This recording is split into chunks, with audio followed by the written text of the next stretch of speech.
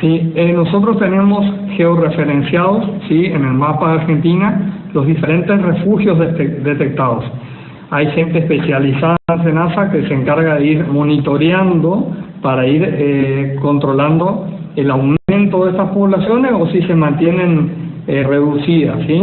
Es importante tener identificados, entonces, ante un brote de rabia, como ocurrió en este caso, sabemos los lugares a donde están poblaciones pequeñas o que fueron aumentando. Claro, esto es importante también lo que decía el doctor, para no, digamos, crear falsas expectativas de que todos los animales son iguales. No todos los murciélagos son los vampiros, una clase de ellos, los que se alimentan precisamente de la sangre, los que contagian el virus. No son todos los animales. No son todos, estos son de tamaño más bien pequeño, son de un color marrón, es un color pardo, rojizo, no son negros como la mayoría de los que vemos, sí, son marrones y tienen una característica principalmente en la cara, que son ñatos, da la sensación de la cara de un chancho, ¿sí? de un porcino. Son bien ñatos justamente por el hábito alimenticio de la sangre, digamos, en los animales. ¿El tamaño aproximado de estos animales? Y es más o menos, con las alas abiertas puede ser de 15 a 20 centímetros, son chicos, digamos, son más bien chicos. ¿Y hay una diferencia con los otros que digamos son inofensivos en cuanto al tamaño? El tema es que hay otro de más o menos el mismo tamaño, pero por ejemplo uno que vimos acá en la zona recorriendo ahora, tiene una franja blanca que recorre toda la cabeza y el lomo, sí, que esos se alimentan de frutas. ¿Sí? Así que hay que diferenciarlo bien por ahí, porque la gente se asusta, pero hay diferentes especies. Estos son bien ñatos por el hábito alimenticio y de un color pardo, marrón, digamos, sería. O sea que es fundamental, digamos, en caso de nosotros encontrar este animal, y más los que no sabemos, los que no tenemos conocimiento, recurrir a la gente de SENASA, que ustedes inmediatamente van a saber reconocer. Exacto. Qué clase de... Y algo animal, ¿no? Repito que el tema de la materia fecal es muy importante, porque uno se da cuenta, pero enseguida, que son vampiros, porque la materia fecal es muy fuerte, es sangre digerida y está en un cierto grado de putrefacción, así que el olor es característico porque es un olor putrefacto, es hediondo, es muy fuerte el olor de la materia fecal. Y en los animales, en el ganado, ¿cuál es la problemática? ¿Cuáles son las consecuencias o los síntomas que tienen los animales que son picados y contagiados por este virus, ¿no? Bueno, los animales que se infectan de rabia, digamos, que son mordidos por vampiros, la sintomatología es nerviosa, ¿sí? ¿Qué quiere decir? Que van a tener problemas al caminar, va a ser un andar diferente, el propietario se va a dar cuenta que está caminando, se está desplazando de forma diferente, tienen problemas de salivación, o sea, están con un babeo constante, ¿sí? Y después llega al punto de que a veces se caen, se levantan y llega al punto que no se levantan más, quedan postrados y terminan muriendo.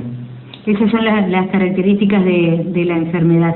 Y en caso de contagiarse con el virus, ¿tiene posibilidad, si es que lo detectan, digamos, tempranamente, de salvar al animal? ¿Tienen posibilidad de recuperación? No, los animales va a depender siempre de la cantidad de virus que fue inoculado por el vampiro, ¿sí?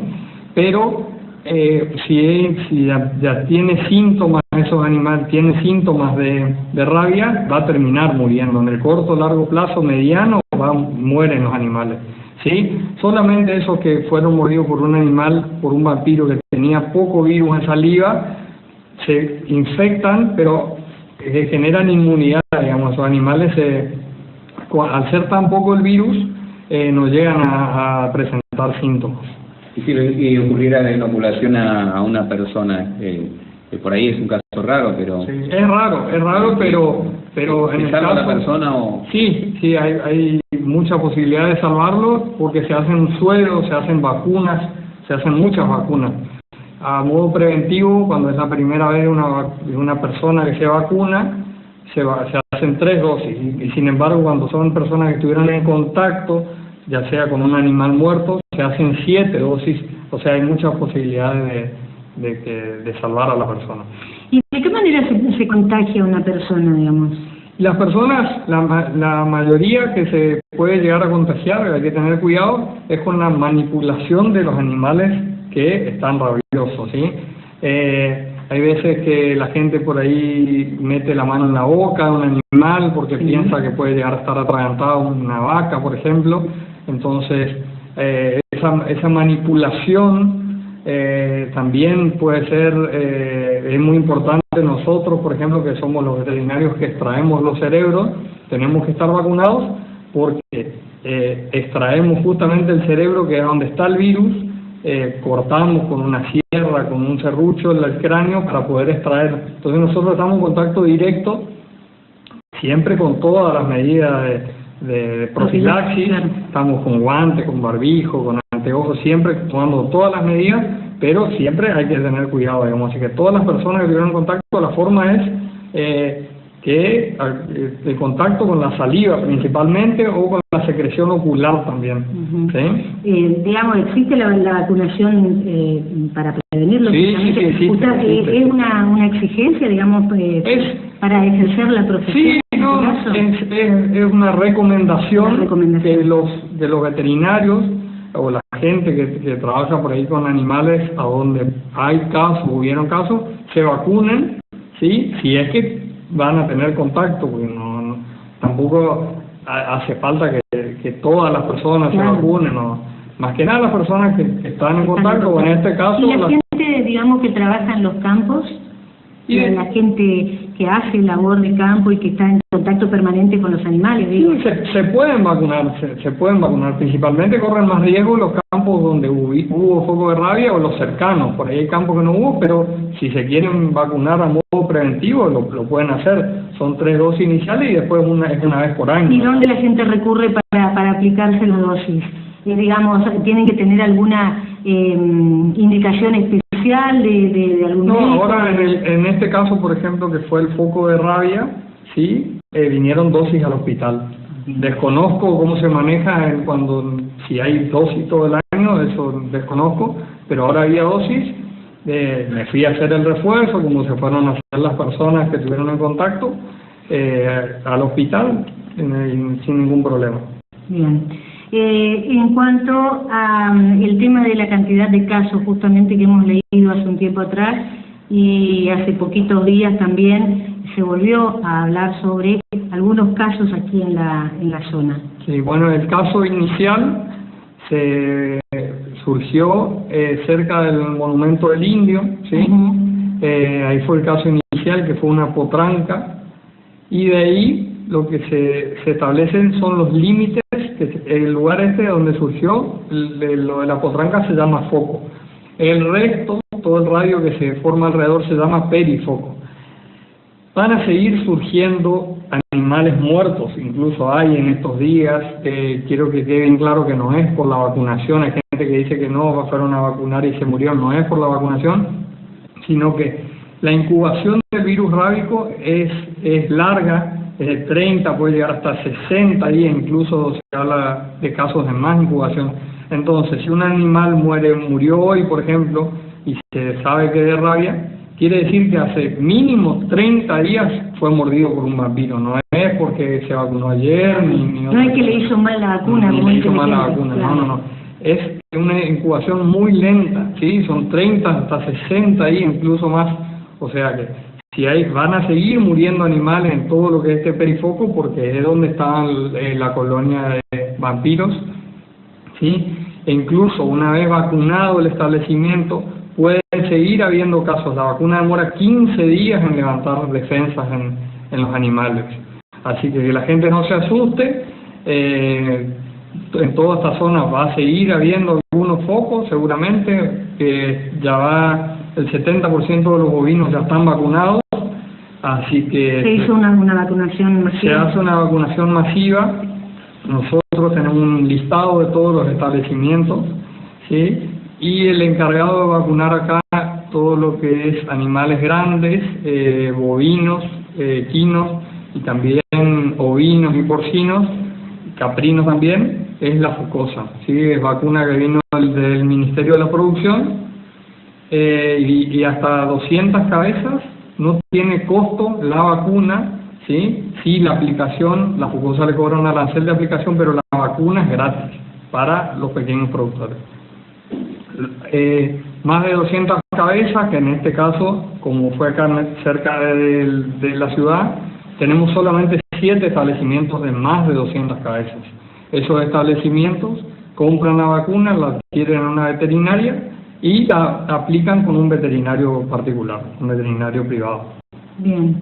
Esto debe ser, digamos, obligatorio para los productores, ¿no es cierto? Es obligatorio. La recomendación es que a partir del foco, que fue confirmado el día 22 de junio, por 30 días no faenen ni manden a faena, no se puede mandar a faena ningún animal, y que no hagan la faena tampoco en las casas, que no faenen un chancho para comer, que no faenen un cordero, por el riesgo de estar manipulando animales que quizá estén infectados de rabia. Bien.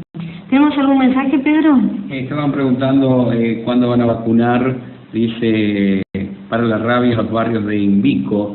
No sé qué entidad es la que se encarga de... Todo lo que es perros y gatos está llevando a cabo la municipalidad. Bromatología. Sí. ¿No? Y seguramente en cuanto tengamos el dato lo vamos a comentar. Sí, llevan vacunados. Hoy me comuniqué con el veterinario de bromatología. Van 784 caninos y 63 felinos hasta el día de la fecha. Bueno. ¿Y cuál sería la recomendación, digamos, para los productores? Bueno, están en contacto permanente con ustedes, pero para la sociedad en general, digamos, aquellos que no tenemos conocimiento de estos casos o de esta enfermedad concretamente, y que por ahí podemos llegar a encontrarnos con un murciélago, digamos, y no entrar en pánico, como es el caso de quien les habla, que podía llegar a entrar en pánico de un murciélago. Para saber, ¿no? La idea es diferenciar bien entre lo que es un vampiro y un murciélago. Sí, hoy con internet podemos acceder a fotografías de los vampiros y claramente nos damos cuenta de la diferencia. Y la medida acá más que nada en la ciudad, que vacunen los perros y los gatos. Se hace una revacunación anual, entonces esa es una medida preventiva muy importante para lo que es la ciudad. Y el resto de los establecimientos alrededor, todas las chacras y los campos, ahora el pedido es que vacunen, ¿sí? Ya van 5.232 bovinos van vacunados, sí, van 540 equinos, van caprinos 23, 155 porcinos, 228 ovinos vacunados en toda la zona. Estamos en un 70% de vacunación, así que quedan un par de campos grandes y ahí ya nos acercaremos al 100% de lo vacunado, de lo que deberíamos vacunar. Ese sería el objetivo, ¿no? Exacto. Tener el 100% del ganado vacunado. ¿Sí, Pedro? Bueno, entonces, en cuanto a esto, las medidas de prevención son fundamentales. ¿Habría alguna indicación especial, aparte, para los productores, digamos, en el consumo de carne para la gente en general? No, en el consumo de carne no hay problema. El tema de la faena es que la faena que se hace casera, algún cordero, algo, de tener cuidado con la manipulación del animal, de entrar en contacto con el virus de esa forma. Una cosita, respecto a los refugios, es muy importante que la gente, si detecta, que no trate ni de espantarlos, porque un error común es que por ahí encuentran un eucaliptus viejo, grande, con vampiros, y cortan el árbol, por ejemplo. Ahí no están matando los vampiros, sino que ellos se van de ese lugar y colonizan otro lugar. Entonces, al detectar el refugio, lo importante es no molestarlos, dejarlos que ellos permanezcan ahí, se contactan con el personal de SENASA, y nosotros a su vez tenemos personal especializado, no lo hago yo, sí, hay personal especializado que viene a esos refugios a eliminar la colonia, ¿sí? Vienen, se hacen capturas dependiendo del día, pueden ser capturas diurnas o nocturnas. Hay gente especializada para eso. Los ejemplares, los animales, digamos, no hacen tipo una fumigación, los capturan. No. ¿Y qué hacen? La forma de eliminación de las colonias es, se captura parte de esa colonia, ¿sí? Con diferentes tipos de redes. Hay un producto que se pone en el lomo de los vampiros, ¿sí? Y se los vuelve a liberar y ellos vuelven a la colonia. Ellos, como tienen el hábito de acicalamiento con la lengua, ellos se lamen uno al otro constantemente. Esa es la forma que mueren la mayoría o casi todos los ejemplares de la colonia. No hay una forma de matarlos directamente, ¿sí? ¿Dónde se tiene que comunicar la gente? ¿Cuál es la dirección de SENASA y si hay algún número telefónico o alguna dirección de...? La dirección de SENASA es Víctor Navajas, 774-7713 y el teléfono es 420-704. 420-704. O sea, el teléfono queda por la calle Víctor Navajas, queda pegadito a la Radio Sol. Bien, entonces son las recomendaciones básicas en cuanto a este tema y toda el sistema de prevención que es fundamental para todo tipo de problemática que se presenta con estos casos, en este caso la rabia pareciante o rabia paralítica, también denominada, que se da en el ganado y que tiene relación directa con un virus, así lo manifestó el doctor Tobías Strumia, que está aquí con nosotros, es representante de SENASA aquí en Santo Tomé. Bueno, una consulta a través del 420-229, el teléfono fijo. Pregunta a la señora, ¿qué sucede si alguien consume la carne de ese animal que está con el problema?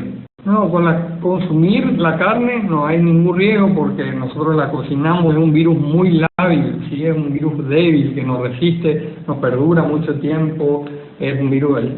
El problema es en la faena, ¿sí? En esa persona que va a sacrificar el cordero o el chancho, sí, que va a estar en contacto, puede estar en contacto con la saliva, con las secreciones oculares del animal. No es el problema de la carne, ¿sí? Sino es el momento del sacrificio principalmente, ese es el riesgo. La faena. En el caso de que haya que faenar, que las personas que tienen esa posibilidad tendrían que acercarse a SENASA para registrar esa faena, para que verifiquen tal vez allí, para que se constate que no hay ningún problema. No, lo que habría que hacer es esperar, ahora sería hasta el 22 de julio, que la gente no haga faena estamos hablando siempre de los animales que están dentro del perifoco. La faena,